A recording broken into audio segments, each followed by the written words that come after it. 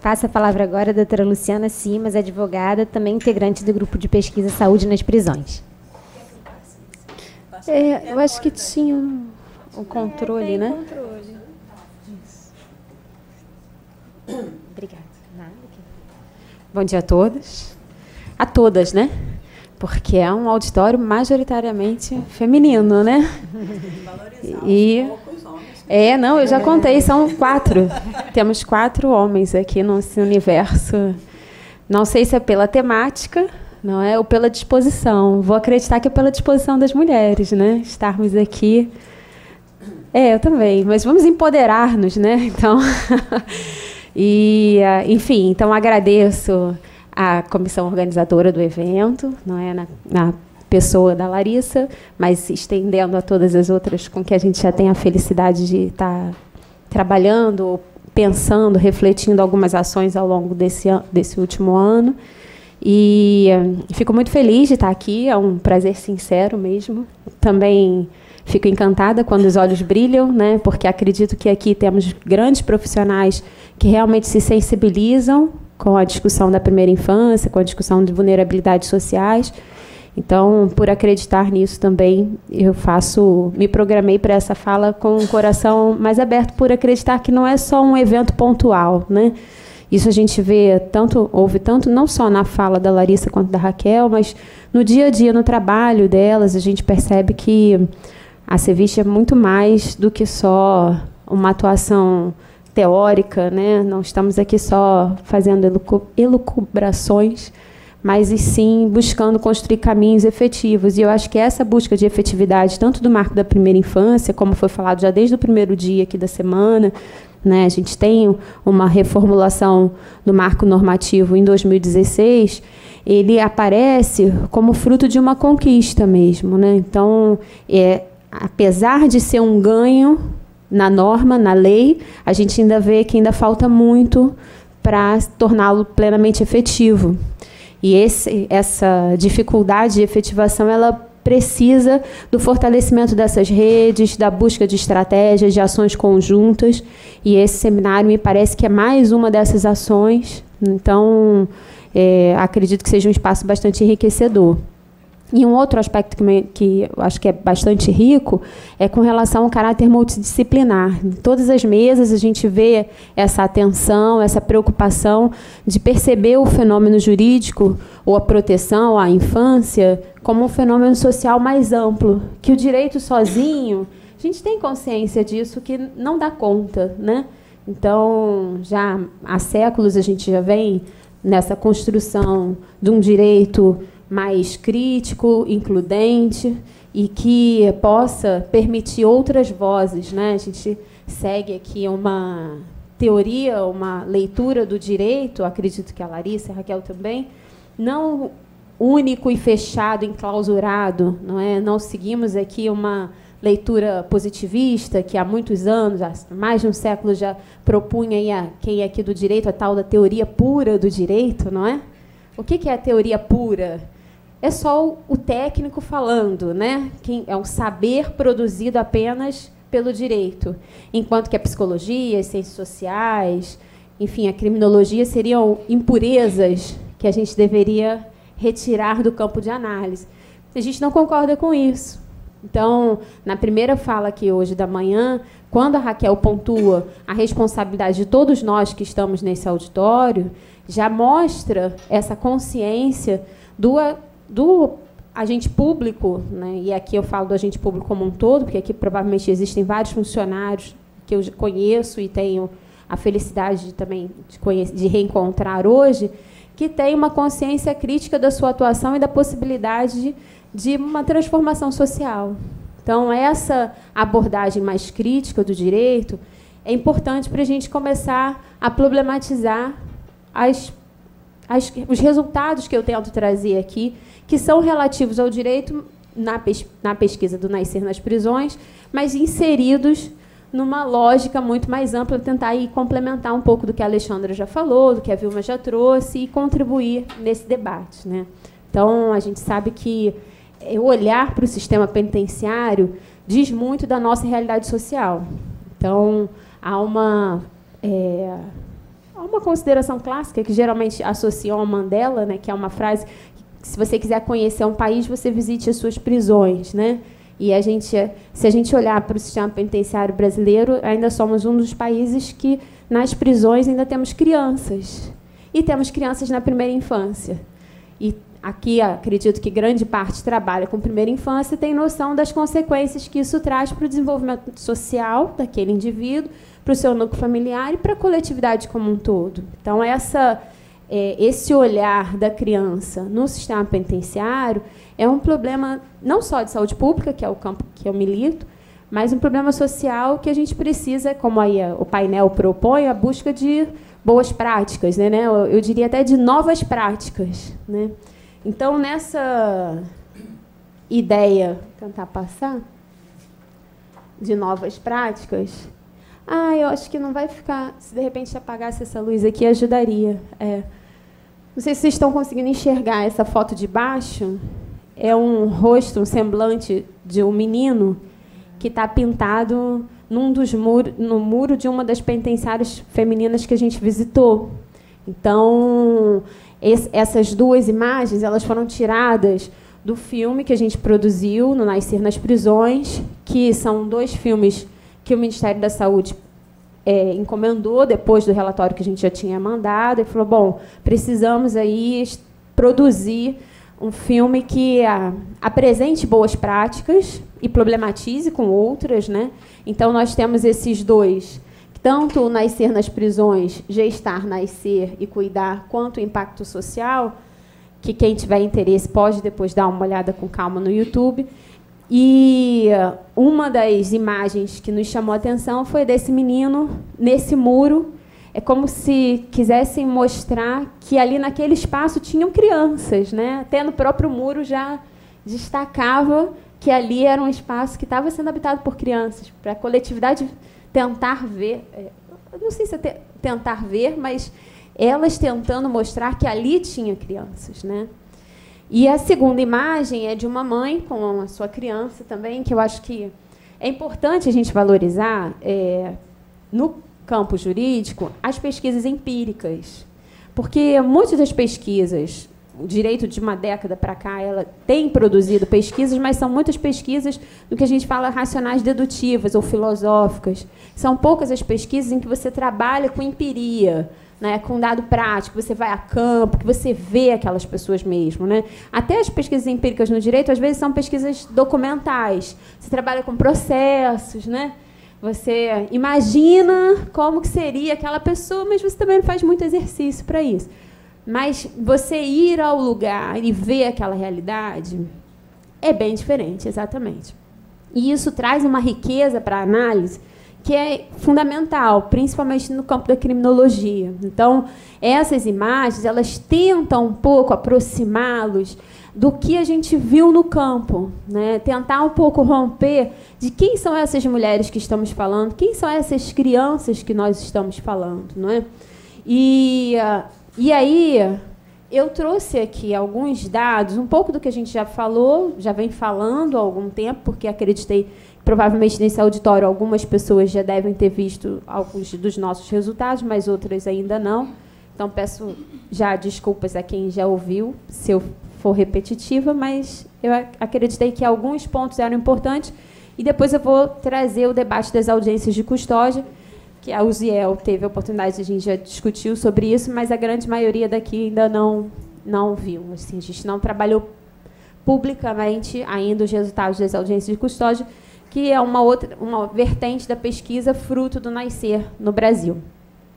Então, quando a Alexandra e a Vilma explicaram que o Nascer nas Prisões foi essa grande pesquisa nacional, a gente também teve um módulo jurídico que se preocupou com pesquisa legislativa, pesquisa jurisprudencial no plano federal. Também fizemos uma análise específica em 4 estados. Nós entrevistamos, que nós chamamos de operadores do sistema de justiça, entrevistamos magistrados, entrevistamos defensores, promotores, funcionários que lidam no dia a dia do sistema de justiça e do sistema penitenciário. Acompanhamos também processos administrativos de algumas mães para identificar como que estava sendo construído esse fluxo decisório de permanência ou não da criança. E isso vocês percebam que foi antes da mudança do Código de Processo Penal. Então, isso foi não só antes do marco da primeira infância, mas da primeira modificação da prisão provisória, vinculada à questão das liberdades provisórias e das cautelares. Não é? Então, antes a gente já estava em campo, já estava recolhendo dados, informações, começando a produzir. Como que é um período recente e muito rico, né, de mudanças legislativas e de muitas reflexões no campo da maternidade nas prisões. Então, a gente percebeu, isso aqui foi a metodologia básica que a gente usou, a gente percebeu que muitas dessas normas não eram aplicadas, então havia um distanciamento muito grande. Você tem algumas conquistas normativas, vocês têm, inclusive, o marco das regras de Bangkok no plano internacional, que são de 2010, né? Quem trabalha com isso sabe das normas da ONU, e, a partir daí, uma série de outras reformulações no plano nacional, mas, mesmo assim, a gente não visualizava isso na prática. Então, muitos dos direitos dessas mulheres não eram cumpridos e não precisamos ir muito longe. Né? A gente ainda, nos dias atuais, a gente ainda verifica esse que nós chamamos de um gap, esse espaço, essa lacuna entre o que está sendo previsto na norma e o que está sendo visualizado na prática. E o que a gente também percebia era uma heterogeneidade dessa aplicação das normas. Então, em alguns estados, as crianças ficavam com as mães até 6 meses, porque a gente sabe que há uma previsão normativa de que o limite mínimo seriam de 6 meses, porque o direito à amamentação ele está previsto constitucionalmente, é uma garantia constitucional, e é um direito, percebam, não só da criança, mas também da mãe, não é? É uma relação materno-infantil. E que ela não perde esse direito por estar grávida, por estar presa, perdão. A privação de liberdade ela não implica numa restrição do direito à maternidade. Isso é um pressuposto básico para todos nós aqui, acredito eu.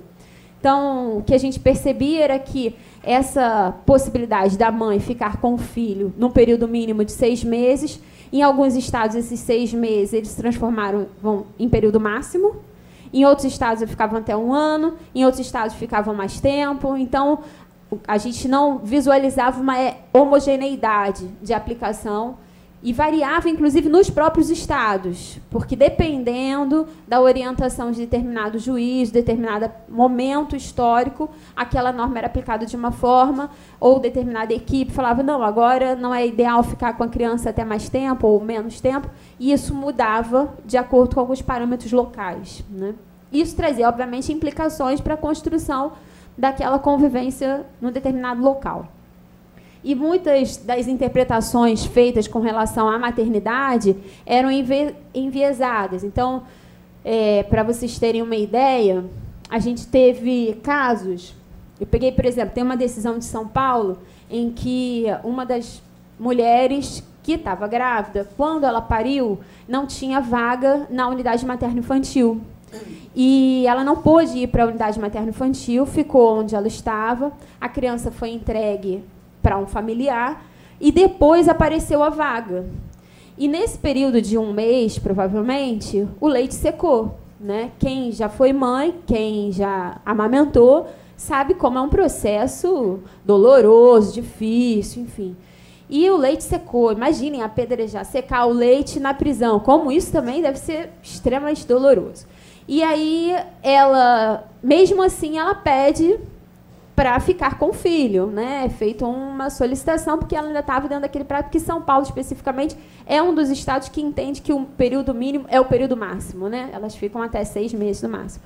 Ainda estava dentro daquele período, ela teria direito de ficar com o filho. Todavia, o juiz responsável pelo processo negou, porque falou, bom, se agora ela já não tem mais leite, ela não teria mais direito de ficar com o filho. Então, alguns casos, a gente verifica uma interpretação do direito à maternidade vinculado a um caráter nutriz, né? Quase que uma... Desculpa, está gravando, mas eu ia falar... Todos entenderam, né? Quase que uma máquina produtora de leite, né? Então, se não produziu o leite, então não há necessidade, né? O que é uma leitura bastante restritiva e inadequada, penso eu. E, do mesmo modo, quando você também limita, e a Vilma fala muito bem disso, dessa hipermaternidade, dessa sobrematernidade, quando você imagina que aquela mãe passa a ser quase que santa depois que ela tem o filho e que ela tem que viver 24 horas por dia em prol daquela criança, né? Então, também, todas aqui que são mães conseguem imaginar você 24 horas por dia com o seu filho, por mais que você o ame, não é? Chega uma hora que você, vovó, segura ele aqui para mim, por favor, né? Para garantir sua sanidade mental. Mas também vimos alguns casos em que vimos decisões judiciais, infelizmente, em que foi concedida a prisão domiciliar para algumas mães, porque a lei permite, é um direito da mãe, nesse caso, e ela pôde ir para casa com o seu filho. Só que ela passou no vestibular. Essa mãe que conseguiu ir para casa com a prisão domiciliar, ela foi aprovada, estudou, passou no Enem, sei lá, passou na universidade, e ela pediu autorização para frequentar o curso. E o juiz negou, porque disse que se ela havia garantido o direito dela de ficar em prisão domiciliar, era porque ela era mãe, então ela tinha que ser mãe o tempo todo. Ela não podia sair para estudar, não é? E isso, vejam como é uma leitura não só limitante do exercício do próprio direito à maternidade, mas como garantia de inserção social daquela mulher e do seu filho. Porque se ela não consegue estudar, não consegue trabalhar, ela não consegue nada. E aí quase que se imagina a prisão domiciliar como algo lunático, né? Ou para poucas mulheres da elite brasileira que conseguem ficar em casa tendo toda uma riqueza sendo gerada para seu benefício, porque não precisa sair para trabalhar, não precisa se preocupar em produzir renda nenhuma, imaginando-se que tenha uma família que consiga garantir isso para ela o tempo todo. Então, essas interpretações que a gente visualizou no campo, na análise da pesquisa, elas são um pouco... assim, precisam ser problematizadas, e a gente também no campo, felizmente, encontrou vários profissionais que se preocupam muito com a questão, que têm atuações exemplares, né, tais das boas práticas. Mas uma análise que a gente também percebeu foi que esses profissionais, muitas das vezes, eles atuam pontualmente. Aquela sensação que a gente tem, às vezes, de estar quase que sozinho no campo, mas, assim, no máximo a gente vê um colega ou outro produzindo. Mas se aquele funcionário entrar de licença, pedir férias, se aposentar, não tem mais para onde encaminhar, né? Isso nunca aconteceu com vocês, né? Imagino eu, né? Mas num mundo muito distante daqui, às vezes acontece, né? Isso reflete o quê? Uma boa intenção, uma boa prática, disposição ou capacitação daquele funcionário, mas não uma ausência de uma política pública institucional garantidora de direitos, né? Então, a gente não pode também ficar refém de uma ou outra pessoa que seja muito boa, mas somos falíveis, né? As pessoas também se aposentam, tiram férias, licença maternidade, né? E aí não dá para, nesse espaço, não ter quem complemente, quem dê continuidade, mas não é quem dê individualmente, mas uma rede, um fluxo, que aquela instituição seja responsável, que você sabe que se trocar a gerência da secretaria, sei lá qual, você vai continuar tendo o medicamento necessário para a gestante, não é? Então, que se construam essas políticas de uma maneira institucionalizada. Pois bem, então, essas constatações eu vou até comentar um pouco mais rápido, porque isso daqui eu acho que já é mais do que sedimentado no nosso debate, que a gente visualiza aí, é claro, uma violação ao princípio da inocência, porque grande parte dessas presas são presas provisórias, como a Vilma já falou, e isso é fato aqui. A gente viu também na pesquisa que 90% das mulheres grávidas que estão no sistema penitenciário, elas já entram grávidas. Então, isso é muito importante para quem trabalha com porta de entrada.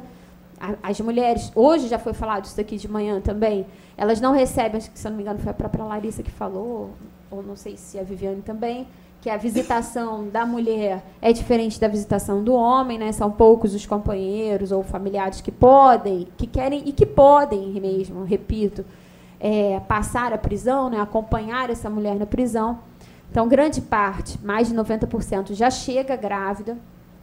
E, então, elas são presas provisórias durante a gestação. Então, os filhos acabam sofrendo consequências, como a Alexandra mostrou, iniquidades em saúde, em relação a diferenças de tratamento em relação a outras crianças que nascem no SUS, por uma circunstância de provisoriedade da prisão da sua mãe, não se tem sentença, não se sabe se aquela mulher realmente foi condenada ou não, pressupondo-se o princípio da inocência como pleno, uma garantia de direitos no nosso país, um direito fundamental, já haveria aí uma violação ao direito fundamental, da mesma forma que há uma violação ao princípio da intranscendência da pena, porque é fato que aquela circunstância ela acaba respingando também no filho, na criança, não é?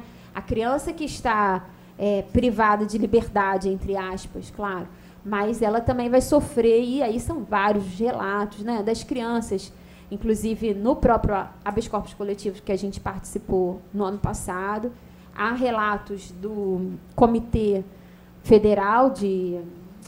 Comitê... que tem o estadual, tem o federal... Contra a tortura, não é? Que eles fizeram... Comitê de Combate à Tortura no plano federal, né? Porque tem o estadual aqui na Leste, mas tem o federal. Eles fizeram um comunicado no próprio habeas corpus, narrando vários casos. E há informações, inclusive, por exemplo, de crianças que sofrem com gás de pimenta, não é? Que estão na prisão, a polícia entra com gás de pimenta em outras alas, mas mesmo assim há na criança. E no dia a dia mesmo, no sistema prisional, né, o barulho, a fechar, enfim, todas as condições de saúde para aquela criança, elas são afetadas em função do contexto onde ela está inserida, né? E é por isso que há uma violação do princípio da intranscendência da pena, porque a condenação, ou a suposta condenação, a possibilidade de uma futura condenação para aquela mãe, ultrapassa os limites e atinge aquela criança que está ali e atinge também as crianças que estão fora, né? O projeto que a Larissa comenta aqui no início da manhã, comentou no início da manhã, já mostra um pouco isso, né? Como que a pena acaba indo também para os filhos que estão fora da prisão, né? Para toda aquela coletividade. Há uma pesquisadora na Califórnia, que é a Megan Comfort, que ela pesquisa especificamente as famílias vinculadas ao sistema penitenciário, né? Coincidentemente, ela é esposa do Vacan, né? Mas a gente tem que apresentar assim, o Vacan é marido da Megan Comfort, né? E ela faz uma série de pesquisas muito interessantes também nesse aspecto. Bom, e aí as piores condições, as graves violações a direitos humanos, que a gente já comentou. E aí chegou o amarelinho, ainda não é o vermelho. Então, aqui a gente... eu comentei hoje aqui também rapidamente, a gente conseguiu apresentar os resultados do Nascer nas Prisões no habeas corpus coletivo, que teve, no ano passado, acredito que todos devem ter acompanhado, a Fiocruz apresentou por meio da Abrasco, fizemos uma solicitação de amicus curiae nesse habeas corpus coletivo, que a segunda turma do Supremo Tribunal Federal deferiu a ordem para todas as mulheres que estejam grávidas ou com filhos até 12 anos ou deficientes, a garantia da prisão domiciliar nos termos do que o Código de Processo Penal prevê. Então, um dos argumentos da fundamentação também para esse habeas corpus foram as questões vinculadas à saúde, que foram apresentadas por nós. E aí é interessante ver como que a segunda turma, e especificamente aqui o Lewandowski, que foi o relator, ele apontou a necessidade de uma atenção a essa porta de entrada no ambiente prisional, não é? Como que também a palavra da mãe como guardiã dos filhos é importante, não é? Muitas vezes algumas decisões falam, mas a gente não tem certeza se ela realmente tem filhos ou não, não é? não temos certeza se ela é fundamental mesmo ou não. Será que aquela mãe realmente é essencial para aquele filho, né?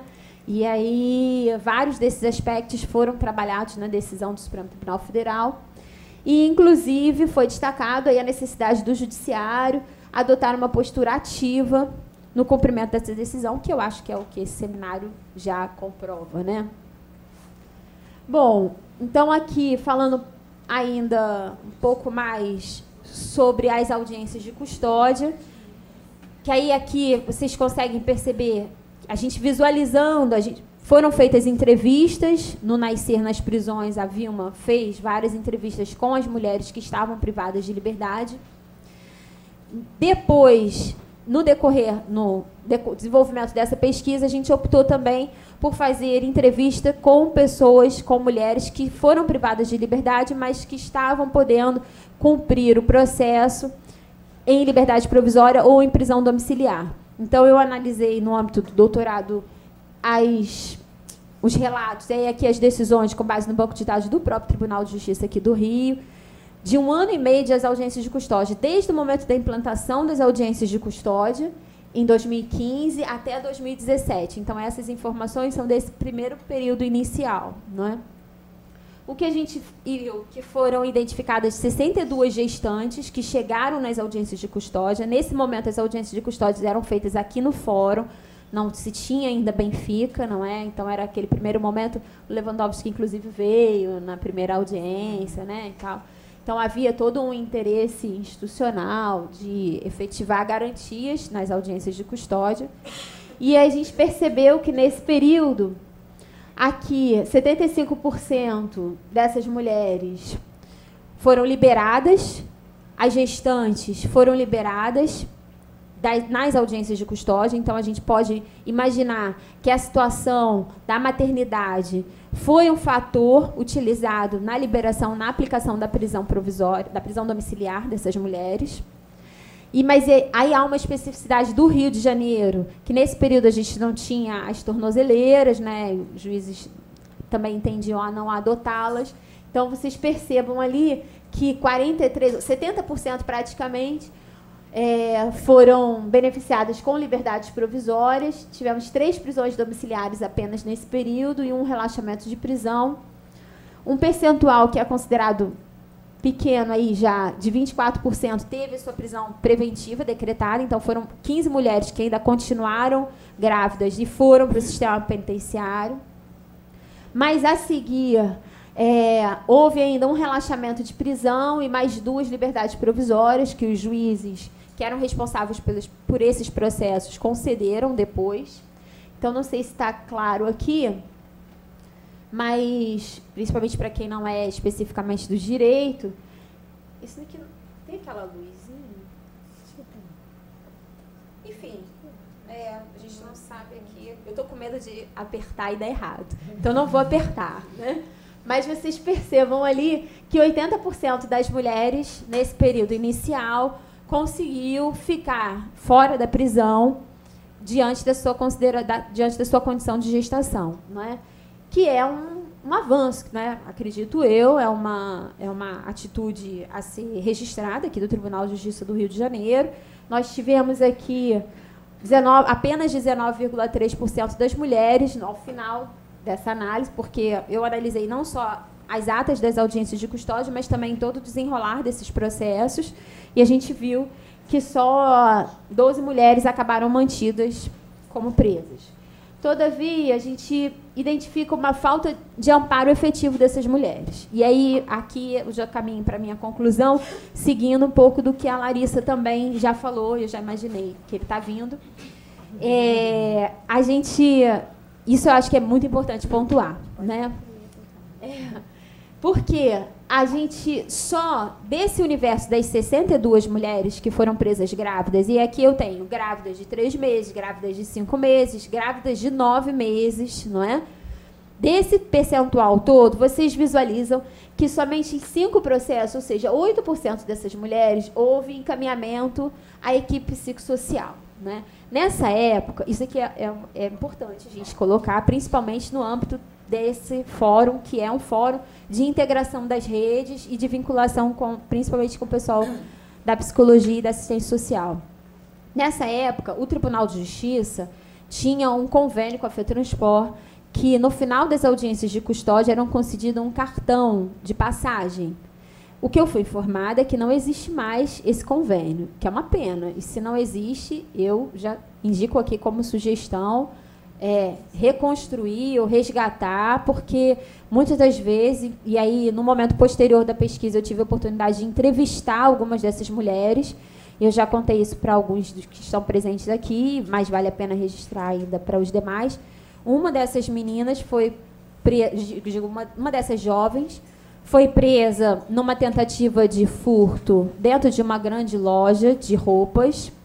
Ela, mais uma outra e um namorado. E ela, presa grávida, ficou o dia todo. Vocês sabem que a audiência de custódia você ficava no antigo chiqueirinho, que eles falavam aqui no fórum mesmo, e no prazo de até 24 horas era apresentado para o juiz. Então, ela fica esse período presa, grávida, só que quando ela saiu sem dinheiro, com os próprios poucos documentos que ela tinha, mas ela sai aqui no fórum, né, a gente não está nem com a roupa do corpo, né? E essa ideia de sair da roupa do corpo, percebam, um dia presa, sem condição de ir, ela morava em São João, né? A Raquel falou que estava indo para São João, ela morava em São João. Quem conhece aqui a região metropolitana sabe que, com uma passagem, ela foi um desses 5 casos. Com uma passagem, na época, era R$ 3,60, ela não chega em São João de Meriti de jeito nenhum, né? E aí... Não, na Zona Sul ela chegou, porque a solução dela foi essa. Ainda que ela fosse a pé até a Central, ela não chegaria em São João. Mas aí aqui, vejam, como a gente vai num momento de gradação, né? Então, foi ainda um dos poucos processos que foi encaminhado para a equipe psicossocial, e a equipe psicossocial visualizou, pô, essa mulher não vai ter como chegar em casa, ela não tem amparo social nenhum, ela mora longe, vamos dar aqui um bilhete de passagem. Aí deram um bilhete de passagem, só poderia, o tribunal, no convênio, só permitia um bilhete de passagem. E aí, esse um bilhete de passagem, ela sai aqui na porta do fórum. As audiências de custódia nessa época, elas ficavam sempre para o final, acabavam geralmente tarde. Então, ela sai de noite aqui do fórum, às vezes algumas já acabavam bem tarde mesmo. Ela sai do fórum e pensa assim, cara, o que eu vou fazer com isso? Eu não vou conseguir chegar a São João. Aí ela lembrou que o padrasto trabalhava no Leme, sei lá, aqui na Zona Sul. Então, ela falou, bom, vou pegar o ônibus, e desceu na Zona Sul. Quando ela chega na Zona Sul, o padrasto fala assim, ué, o que você está fazendo aqui de noite no centro do Rio? Achou que ela estava se prostituindo. Então, ela, que já tinha apanhado da polícia antes, apanha do padrasto, né? Porque ela não tinha como chegar em casa. E aí, no que ela apanha do padrasto, passa a noite aqui, né, na Zona Sul, para aguardar para no dia seguinte ir com ele para casa. Então, para vocês verem como que às vezes são coisas simples que no nosso mundo não seriam, né, a gente nem ia pensar, pô, é claro que eu vou conseguir chegar em casa. Mas, para esse público da foto inicial lá, do pé no chão, ele não tem, assim, às vezes são necessidades mínimas. A Larissa colocou no início da fala dela. Como que vai fazer essa visitação? A Viviane também falou. Como que o familiar vem de longe, não é? Então, essa preocupação, né, com necessidades prementes materiais é fundamental. Isso que a gente percebeu que na pesquisa não foi observado, infelizmente. Então, só 3 juízas, desses 5 casos, eram só 3 juízas que encaminharam e concederam esse cartão insuficiente. Também só 3 encaminhamentos para tratamento de dependência álcool e drogas, um pouco conjugando com a fala da Vilma, não é? Então, para vocês verem como esse aspecto também não foi privilegiado. 2 encaminhamentos para a realização de pré-natal e um encaminhamento para o teste de gravidez, né? Essas interlocuções do judiciário com essa rede de assistência são um momento excelente para fortalecer a rede. É claro que a gente não imagina que, isso já é a minha conclusão, já estou adiantando o próximo slide, a gente não imagina que esse encaminhamento vai ser algo arbitrário imposto àquela mulher ou àquela paciente do SUS, né? Você não pode obrigar que aquela mulher vai se tratar, né? A gente até conversou isso na oficina, né? Não sei se vocês lembram, que chegou nessa questão, nesse embate, não é? Vamos obrigá-la a cumprir, né? Essa ideia muito de que tem que fazer, impositiva. Não, a gente pode tentar encarar essa mulher e aí, consequentemente, a inclusão dessa criança no meio social de uma maneira participativa também, não é? E esse encaminhamento, se ela se conscientiza da importância da vinculação na rede de saúde, isso pode ser fundamental para o próprio acompanhamento do judiciário, de como está se dando essa inserção social dessa mulher, né? Então, acredito que são necessárias essas políticas distributivas intersetoriais, não é, que a gente consegue visualizar a prisão como um limite estrutural. Por isso, essas práticas e a preocupação dos nossos projetos com medidas positivas de cuidado, assistência e inserção. Ok? Eu agradeço imensamente, fico aberta aí para o debate, já indico, inclusive, aqui algumas das referências que a gente trabalha. Quem tiver interesse depois também pode nos procurar, e com a esperança de que a gente possa, quem sabe, daqui a alguns anos, fazer outras semanas com mais resultados positivos. Obrigada.